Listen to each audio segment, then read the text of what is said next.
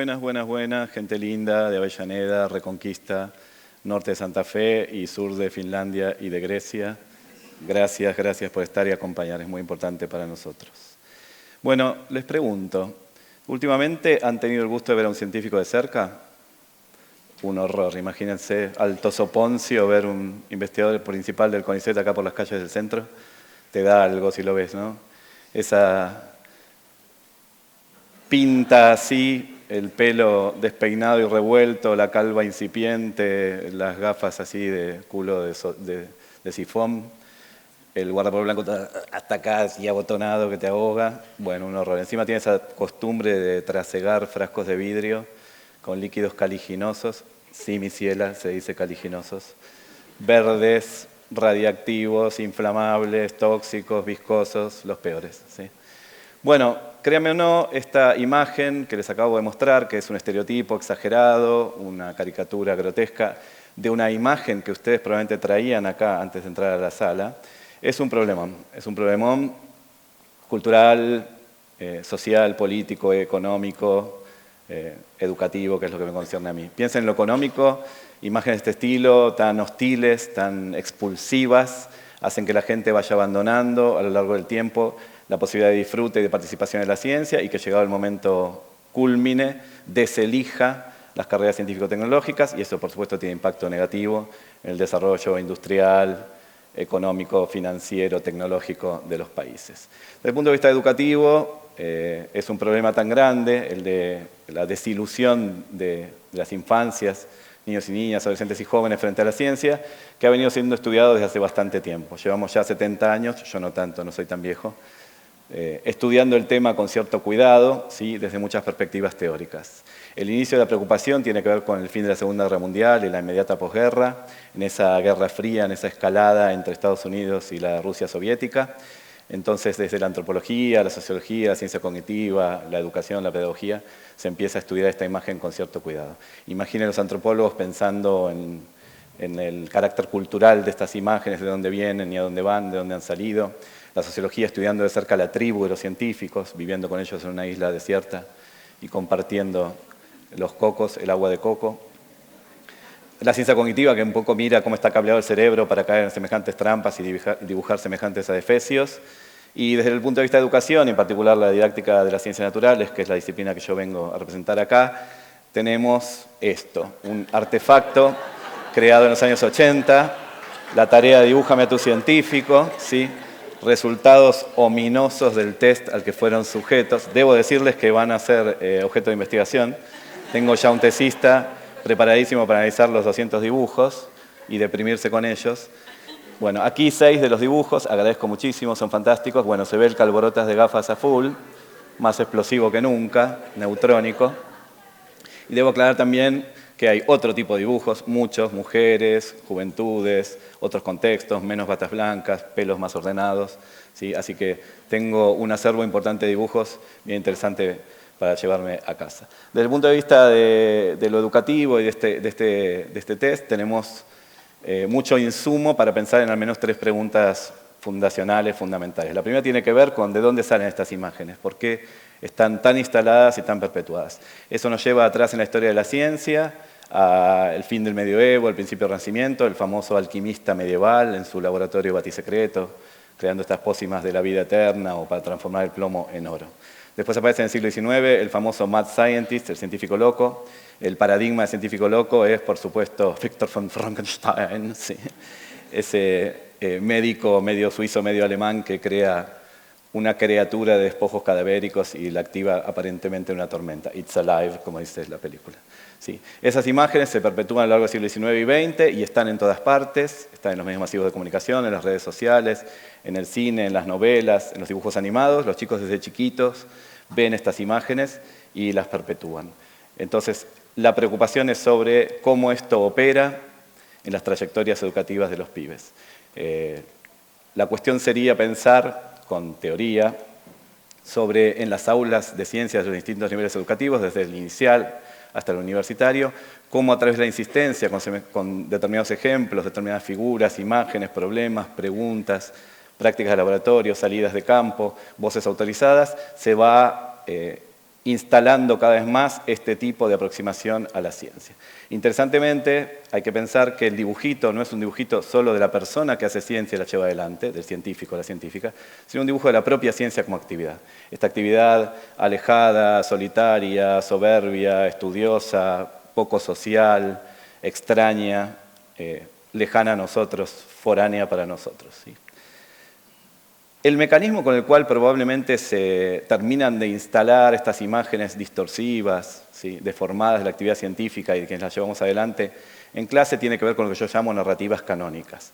Fíjense que esto es una foto real de la primera mitad del siglo XX de un científico muy famoso alemán, Erwin Schrödinger, que es considerado uno de los papás de la mecánica cuántica y se parece terriblemente al calvo de gafas correspondiente de la primera diapositiva que fue generado con inteligencia artificial pidiéndole, genérame el científico más hortiva que puedas crear. Y después le decís, bueno, no tan hortiva, por favor, ¿sí? Entonces, realmente existieron personas así, no sé si son o se hacen, las fuimos fabricando así, y son las historias de estas personas las que contamos en clase. Las que aparecen en los libros, todos los Newtons, los Copérnicos, los Einsteins, los Darwins, llenos de estos varones blancos, cincuentones, sesudos, que con la fuerza de su inteligencia superior descubren el mundo. La idea entonces es movernos a otro tipo de narrativas mucho más constructivas, mucho más humanas, mucho más inclusivas, mucho más generosas, humanistas, que acerquen a los pibes, que conmuevan a los pibes y pibas. Les cuento entonces otro tipo de narrativa que podemos llamar sociocultural. Miren esta abuelita querible, es una de las más grandes científicas argentinas de todos los tiempos. Eugenia Sacerdoti de Lustig, ya murió para siempre. Ella era italiana, había nacido en Turín a principios del siglo XX, migró aquí a la Argentina, perseguida por el régimen fascista de Mussolini. Ella tenía ascendencia judía sefaradí y también era italianísima, más italiana que la pizza margherita. ¿Sí? Una persona muy querible, muy auténtica, muy genuina, muy recordada por sus estudiantes, trabajó con don Bernardo Husay, fue una gran figura del sistema científico argentino y del CONICET. Ella tuvo una carrera gloriosa en la ciencia y sin embargo, como suele suceder en nuestros países, aunque pasa en todo el mundo, no tengo que fijarme acá, los científicos y científicas pasamos bastante inadvertidos, no somos muy reconocidos, parece una tarea más de tantas otras que hay, y generalmente nos para mucha bola y no se nos muestra en la tele ni en ninguna parte. ¿Qué le pasó a Eugenia? Bueno, tuvo la desgracia de ser pobre, como todo científico, y tener que tomar el colectivo 80 a su trabajo cada día.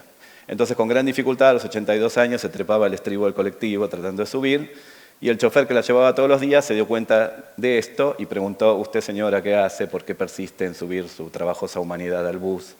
Irse hasta allá con esta puntualidad de relojito, ¿sí? Y ella dijo, no, mi hijo, lo que pasa es que yo soy científica, estoy llegando tarde al trabajo, voy todos los días, bla, bla, bla. El chofer lo comenta a la empresa y la empresa la premia como pasajera del siglo y le da un pase gratis a perpetuidad. Duró poco el pase. En realidad, ella tardó bastante en morirse, se murió a los 101 años, pero le avanzó mucho la ceguera, la dificultad visual, así que unos pocos años después dejó de usufructuar su pase gratis. Estoy hablando entonces de contar en clase ciencia relevante. No hace falta resucitar fantasmones o personas poco relevantes. Esta es de una de las grandes glorias de la ciencia argentina, una Newtona o una Einsteina de la ciencia argentina, pero humanizada, culturalizada, ella en conjunto, ella en colectivo, en los dos sentidos, en un conjunto de personas y su vida trepada al bus yendo a su trabajo, ella dando todo por la ciencia argentina, ella formando gente que todavía la recuerdan y escriben sobre ella cada año, ella tratando de escular el mundo, trabajar en cosas complejas de salud humana, en colectivo, en conjunto, generosamente y a través de usar diversas y variadas metodologías. Entonces, si la propuesta es contar estas nuevas narrativas distintas, más colectivas y más humanas, necesitamos insumo teórico. Y acá es donde viene mi grupo de investigación, GEID, que fue mencionado en mi mini CV. Nosotros trabajamos, un grupo grande de 20 y tantos profes en activo, de diferentes niveles educativos y diferentes países, tratando de humanizar esta ciencia presentada en la escuela, de esta perspectiva sociocultural. Para ello nos valemos de un concepto teórico fuerte e importante, que es el de las metáforas en la ciencia. Metáfora básicamente es la palabra griega equivalente a la palabra latina transporte, ¿sí?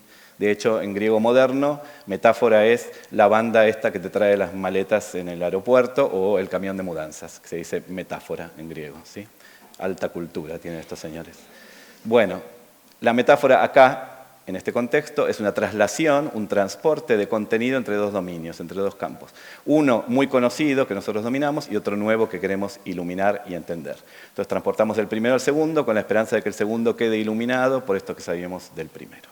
Lo interesante que nos dice la didáctica de las ciencias, apoyada en la epistemología, y esa es la gracia de mi grupo de investigación, es que casi ningún verbo que nosotros usemos para hablar de la actividad científica fue creado para esta actividad, sino que han sido traídos, transportados, trasladados de otras actividades humanas, parecidas o no, pero en general relevantes y queridas por el estudiantado. Por ejemplo, la actividad diagnóstica, médica, forénsica, arqueológica, policíaca, detectivesca, chismográfica, hasta la casa mayor está representada en las palabras de ahí.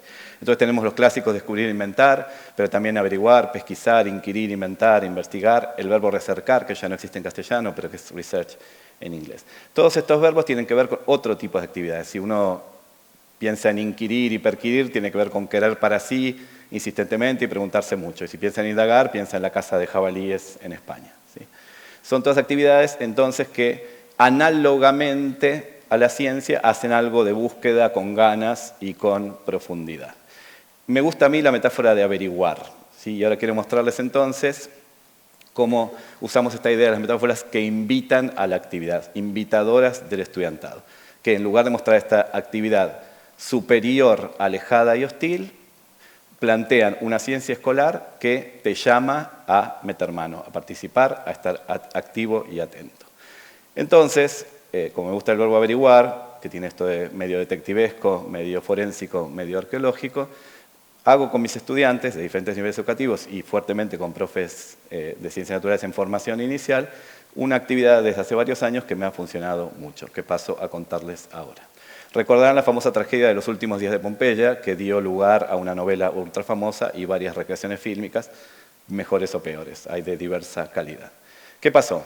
En el año 79, agosto del 79 después de Cristo, el volcán Vesubio hace una erupción violenta y destruye completamente varias de esas villas de verano, entre ellas Pompeya, que eran las casas de veraneo de los ricos de Roma.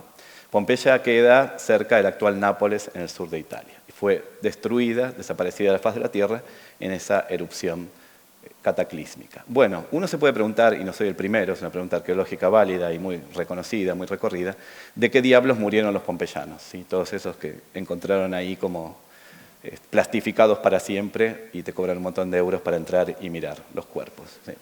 Bueno, uno puede pensar que los alcanzó la lava y los quemó, que murieron bombardeados por el lapili, por la piedra pómez expulsada por el volcán, que se murieron aplastados en el derrumbe de los edificios durante los sismos, que murieron en la estampida que se produjo corriendo al puerto para huir de la erupción, que murieron de un bobazo, un ataque a corazón por el susto de la erupción, que murieron intoxicados por los vapores tóxicos del volcán o quemados incluso aspirando esos mismos vapores pero muy, muy calientes. La respuesta que nos da la arqueología actual es, como dicen los test de multiple choice, todas las anteriores. Bueno, debo decir, exceptuando la de la lava, porque la lava percola muy lento y la verdad que para morirse hay que ser medio dolobú, ¿sí? Para que te alcance la lava. Además que Pompeya está bastante lejos de la olla del volcán y no alcanzó la lava a llegar a la ciudad. La del bobazo es cierta y hay un mito de que alguien murió de ambición porque quiso guardar sus pertenencias, su oro, su plata, sus cosas de valor y arrastrar la bolsa y en el camino de ir arrastrando panicado cayó muerto de un infarto masivo, ¿sí? Ahora bien, cuando la arqueología se pone a estudiar esto, lo estudia con esta metáfora que les digo de la averiguación coordinada. Un conjunto de gentes especializadas, trabajando juntas, humanamente, haciéndose preguntas relevantes, dando respuestas potentes, ensayando la potencia de esas respuestas y mejorándola cada vez más en un proceso iterativo. Lo que nos dicen estos seres, ¿sí? Estos personajes, los calvos de gafa iniciales, que ahora son mujeres, jóvenes, colectivos, diversidades, es probablemente de lo que murieron es de surgencia piroclástica, ¿sí? Esta nube ultratóxica e ultracaliente emanada del volcán los alcanzó, se refugiaron en los edificios, pero los edificios no resistieron, ellos aspiraron a estos vapores, estos gases tan tóxicos, tan mortíferos y murieron, ¿sí? Allí quedaron. Bueno, entonces vuelvo a lo inicial, la metáfora de las gafas o los anteojos. Estos anteojos o gafas nos ocultan al científico, ¿sí? Nos lo hacen aparecer como hostil, raro, un poco catastrófico, pero también son gafas teóricas que nosotros hemos puesto al mirarnos, al mirar a los científicos y científicas a nuestro alrededor. Hay algo de gafas de miedo, si quieren, ¿no? Entonces la propuesta de esta charla es un poco retirarse de esas gafas, volvernos a pensar, amigarse con nosotros, vernos de cerca, tomarse el rato y pensar que estamos en una empresa profundamente humana, por humanos y para humanos, que es transformadora del mundo, ¿sí? La ciencia entonces trata de participación, de disfrute y de compromiso, y es lo que yo les estoy pidiendo a ustedes. Ustedes participen, disfruten y comprométanse con la ciencia, defiéndanla, ¿sí? A capa y espada, con uñas y dientes, porque lo necesitamos. La ciencia es probablemente uno de los logros más sublimes de la humanidad, ¿sí? Es increíble que nosotros, monos recién bajados del árbol, sepamos lo que hay en el interior del Sol sin viajar hasta allá. Deberíamos ir de noche, por cierto, para no quemarnos, ¿sí? Bueno, entonces, la humanidad nos ha dado este regalo, casi patrimonio UNESCO de la humanidad, disfrutémoslo, acerquémonos, comprometámonos, ¿sí? Y, como bien dice el meme, recuerden, amiguitos, la educación es la más sorprendente de todas las tecnologías, es la que nos transforma en humanos. Muchísimas, muchísimas gracias.